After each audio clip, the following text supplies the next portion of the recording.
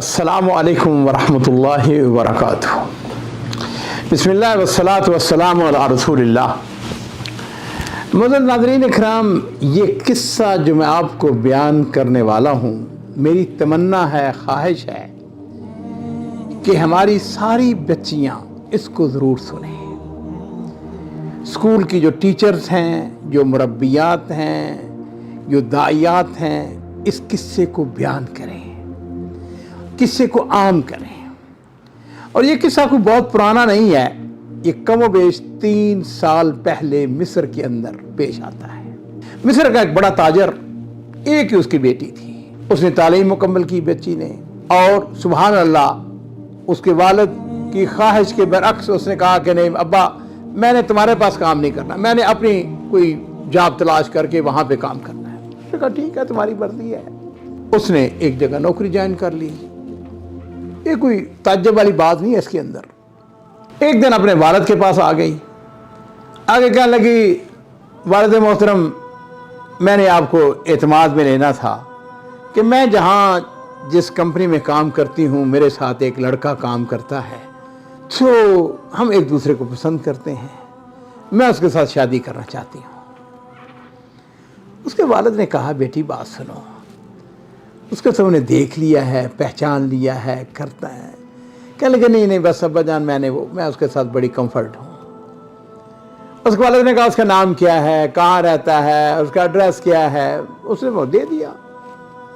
उसने क्या किया, उसने कुछ लोगों की ड्यूटी लगा दी। उसने कहा जाओ कि पता करो कि लड़का कैसा है, इसका अखलाक कैसा है, इसका किरदार कैसा है, हाँ जी, इसका माहौल कैसा है, महल्ले में इसकी शोहरत कैसी है, वगैरह वगैरह। लो जी, चंद दिन के बाद उसकी रिपोर्ट आ गई। उन्होंने बताया कि लड़का जो है खबीस नफ्स है, अच्छा आदमी नहीं है, इसकी शोहरत अच्छी नहीं है, माहौल अच्छा नहीं है। जो वालिद था उसने बेटी को बुला लिया। उसने कहा बेटी बात सुनो, इसके बारे में जो मुझे रिपोर्ट मिली है वो ये है कि ये अच्छा आदमी नहीं है, बेहतर यह है कि तुम इसके साथ शादी ना करो और कोई अल्लाह ताला। उसने कहा नहीं अब्बू जान, जिस तरह वो दिमाग के ऊपर एक भूत सवार होता है, हाँ जी, इश्क का, मोहब्बत का, नहीं जी मैंने तो शादी करनी, मैं मर जाऊंगी उसके लिए, मैंने शादी उसी के साथ ही करनी, वगैरह वगैरह।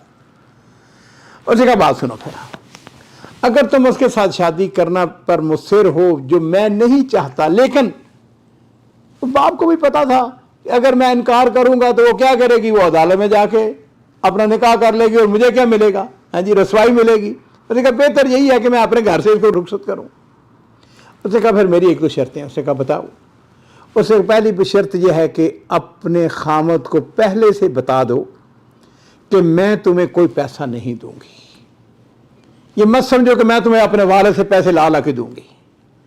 और दूसरी बात यह है कि मैं जिंदा रहूं या मैं फौत हो जाऊं। वालिद ने उससे कहा मेरा मरना, मेरी कंपनी में ये बच्चा नहीं आएगा। उसने कहा ठीक है, बात तो माकूल है, कोई हर्ज नहीं है इसमें, ये कोई ऐसी शराइत नहीं है जो पूरी नहीं हो सकती हो, वो तो मेरे इश्क में वो मरता फिरता है। तो जी लड़की ने उसको जाके बता दिया। उसने कहा कि 2-3 शर्तें हैं, देखो जब मेरा निकाह हो जाएगा, मेरी औलाद उसके ऊपर तुमने खर्च करना है, मेरे ऊपर खर्च करना है, और उसके बाद यह है कि मेरे बाप की कंपनी में तुमने कदम नहीं रखना, ना वहाँ पे नौकरी करनी है। उसने कहा ठीक है। लो जी, शादी हो गई। बाप ने बाइज्जत तरीके से अपनी बेटी को घर से रुखसत किया। 3 महीने 4 महीने वो पहले तो अमन व अमान से निकले, और फिर उसके बाद लड़ाइयाँ शुरू हो गई।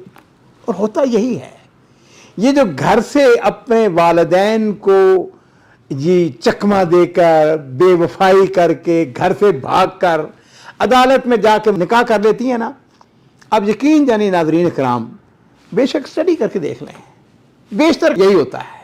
लो जी, लड़ाइयाँ शुरू हो गई, लेकिन अल्लाह ताला ने पहले साल उसको बेटा दिया। 1 साल और गुजरा, अल्लाह ताला ने उसको बेटी दी। अब बेटा भी होगा, बेटी भी हो गई, अल्हम्दुलिल्लाह। जो भी था सूरत वक्त का पहिया चलता रहा। और फिर एक दिन उस लड़की का वालिद फौत हो गया। अब ये उसकी अकलौती बेटी थी।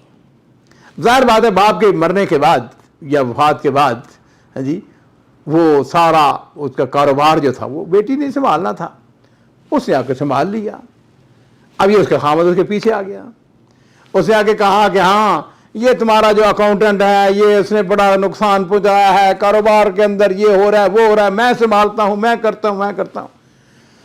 اس لڑکی نے کہا دیکھو بات سنو، میرا باپ جو تھا وہ مجھ سے کہیں زیادہ سمجھدار تھا، اس نے مجھے جو بات کہی ہے نا میں نے اس کے اوپر عمل کرنا ہے۔ دیکھو میری ذمہ داری، میرے بچوں کی ذمہ داری یہ تمہارے اوپر ہے، ہاں البتہ میکسیمم یہ میں کر سکتی ہوں کہ ٹھیک ہے آدھا خرچہ گھر کا جو ہے وہ تم کیا کرو، آدھا خرچہ میں کر دیا کروں گا، وہ کوئی مسئلہ نہیں ہے، لیکن تم میرے والد کی جو وصیت ہے اس کے مطابق اس کمپنی میں نوکری نہیں کرو گے، نہ یہاں پہ آؤ گے۔ وہ خبیث تھا، اس کو پتا تھا کہ اب کمپنی اس کے حوالے ہے، بیٹا بھی ہے بیٹی بھی ہے میری۔ اس نے ایک دم سے کہا اپنی بیوی سے، کہنے لگا کہ ہمارا مزرعہ ہے ہاں جی، اور اس مزرعے کے اندر چلتے ہیں، وہاں پر 2-3 دن گزارتے ہیں۔ قاہرہ سے تقریباً کوئی 70 کلومیٹر کے فاصلے پر مزرعہ تھا۔ اس نے کہا ٹھیک ہے، لو جی وہاں پر چلے گئے۔ انہوں نے کہا 2-3 دن یہاں پہ یعنی جس کو کہتے ہیں کہ ذرا ماحول تبدیل کرتے ہیں، سیر و تفریح کرتے ہیں۔ اس خبیث نے کیا کیا؟ اس خبیث نے اپنی بیوی کی چارپائی کے اس کے اندر کوبرا سانپ وہ رکھ دیا۔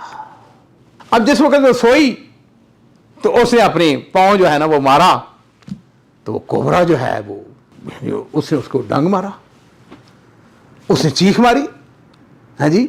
اور آپ کو پتا کہ کوبرے کا جو ہے وہ خوف اور ڈر، جس وقت اس نے چیخ ماری تو اس کے ساتھ ہی جو مزرعے کے اندر جو ملازمین تھے وہ بھاگتے ہوئے آئے۔ انہوں نے خیر آ کے دیکھا کوبرا ہے، انہوں نے خیر کوبرے کو مار دیا، سانپ کو مار دیا، اس کو اٹھا کے ہاسپٹل لے گئے۔ وہ بر وقت ہاسپٹل میں پہنچ گئی، الحمدللہ ثم الحمدللہ وہ بچ گئی۔ لو جی 2 ہفتے 3 ہفتے وہاں ہاسپٹل کے اندر رہی، علاج ہوتا رہا، الحمدللہ وہ دن بھی آیا جب وہ ہاسپٹل سے اب جس کا جو خامد تھا مجرم، اس نے اپنے وہ جو پاپ تھا اس کے اوپر پردہ ڈالنے کے لیے اس نے کیا کیا؟ اس نے ایک حفل، ایک دعوت کی جس میں لوگوں کو بلایا، یہ ظاہر کرنے کے لیے کہ مجھے اپنی بیوی کے ساتھ بڑی محبت ہے۔ خیر وقت گزرتا چلا گیا، اس حادثے کو کچھ سال 1.5 سال گزر گیا۔ ایک دن پھر وہ اپنی بیوی سے کہنے لگا کہ چلو چلتے ہیں، جا کے وہ بڑی مدت ہوگی ہم باہر نکلے نہیں، ماحول اچھا یعنی تھوڑا تبدیلی کرتے ہیں، اپنے گھر کے اندر تبدیلی لاتے ہیں، وہاں پہ چلتے ہیں۔ اس نے کہا بھی کہ میں نے اس مزرعے میں نہیں جانا، وہاں پر تمہیں پتہ ہے کہ مجھے پہلے سانپ نے ڈسا تھا۔ اس نے کہا نہیں یہ کو چھوڑو دقیانوسی باتیں، یہ ہمیشہ تھوڑا ایسا ہی ہوتا ہے۔ لو جی وہ بیچاری اپنے بچوں کو ساتھ لے کر پھر وہاں پر چلی گئی۔ اس خبیث نے پھر کوبرا سانپ کا بندوبست کیا اور اس کے جو قدم ہے نا جہاں پہ اس کے اوپر اس نے نیچے رکھ دیا، اور جس وقت وہ سوئی اس نے اپنی ٹانگ ماری ہاں جی، پاؤں مارا اس نے، تو کوبرا جو ہے اٹھا اور اس نے اس کو ڈسا، اور اب کی بار جو ہے وہ جو زہر تھا وہ انتہائی خطرناک ثابت ہوا۔ ہاسپٹل میں لے کے گئے لیکن قضاء و قدر وہ فوت ہو گئی، اس کی ڈیتھ ہو گئی۔ ناظرین کرام کہانی اب شروع ہوتی ہے۔ یہ آدمی میں نے عرض کیا نا کہ خبیث تھا، اس نے کیا کیا کہ تعزیت کے 1 دن 2 دن 3 دن گھر والے جو تھے، اس کی والدہ جو تھی لڑکی کی، اس نے آمنا وصدق، اس کے بھائی آ گئے، اس نے گفتگو شروع کر دی۔ اس نے کہا کہ ہاں جی میری بیوی تو فوت ہو گئی ہے، میں یعنی اس کا جو جائیداد ہے اس کے حوالے سے گفتگو کریں، ہاں جی جائیداد کتنی ملے گی، کس کس کو ملے گی، کیا ہے، اس کا بچہ ہے بچی ہے ہاں جی۔ تو اس کی والدہ جو تھی یعنی اس کی ساس، وہ کہنے لگی کہ خدا کے بندے ابھی ہماری بیٹی کو فوت ہوئے 2-3 دن گزرے ہیں اور تو ابھی سے اس کی باتیں شروع کر دی ہیں، تو ابھی بٹوارے کی بات کر رہا ہے۔ کہنے لگا نہیں اصل میں دیکھو نا زندگی اور موت، یہ میرے بچوں کی مستقبل کا مسئلہ ہے وغیرہ وغیرہ۔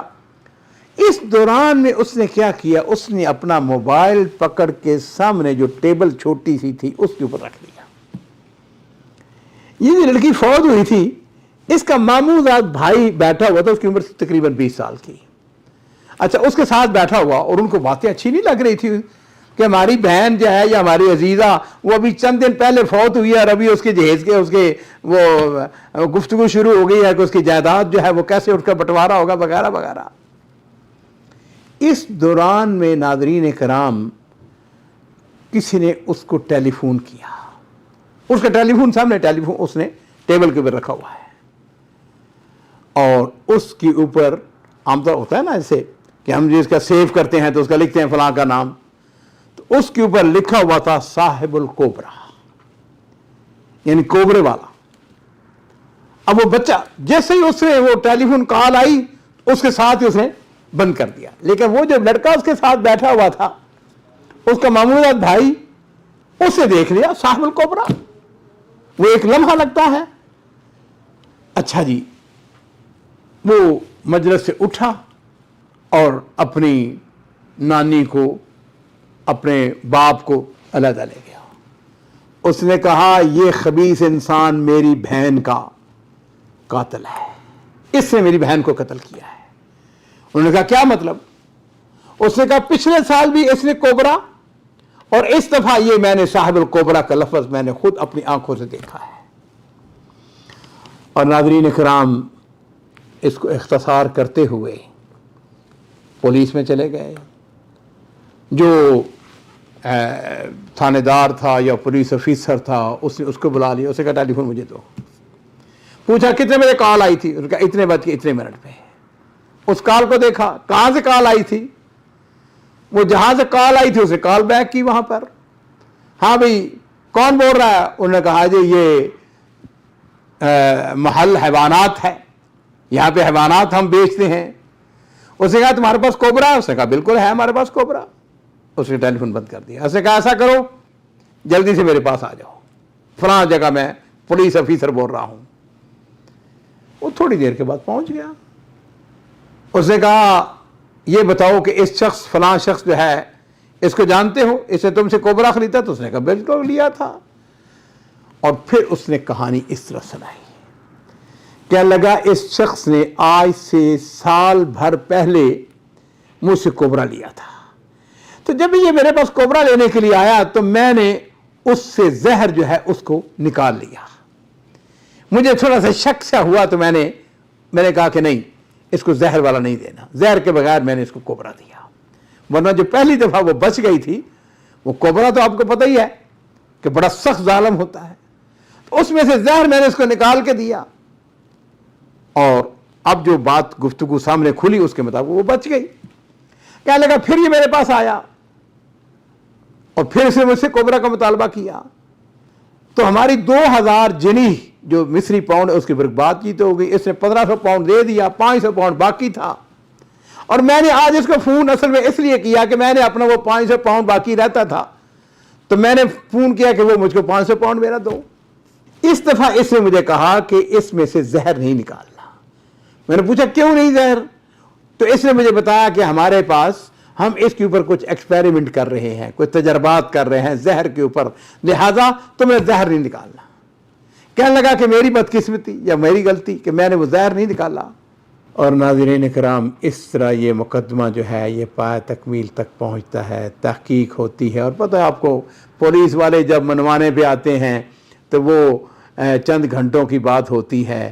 اس نے اعتراف کیا, کہنے لگا کہ یہ مجھے پیسے نہیں دیتی تھی, ہاں جی میں بالکل غریب آدمی تھا, میں نے یہ مجھ کو اپنی کمپنی میں نوکری نہیں دیتی تھی وغیرہ وغیرہ.